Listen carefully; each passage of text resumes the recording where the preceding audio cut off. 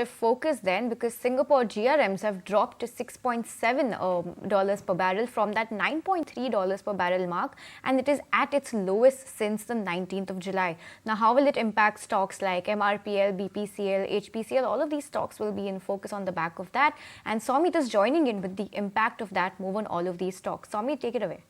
Well, all the Indian oil refiners like MRPL, Chennai Petroleum, Indian Oil Corporation, BPCL, HPCL and Reliance Industries would be in focus given the fact that Singapore gross refining margin, which is the Asian benchmark for refining margin, have come down to around $6.7 per barrel as against yesterday's rate of around $9.3 per barrel. That's a sharp drop of around 28% compared to the previous closing. Now, the margins are lowest since July 19th, but if you compare it with the recent peak that we had seen a month back, on August 28th of around $15.4 per barrel, the gross refining margins have come down by around 56%. Now, the reason behind this drop is that all the product prices were down on a sequential basis except for propane, and the reason behind that was the higher Chinese exports of refined products, and also because of the fact that Russia had eased the fuel export ban. Because of these two factors, the drop in gross refining margins could have happened overnight. Now, how does it impact the oil refiners in India? Now, generally,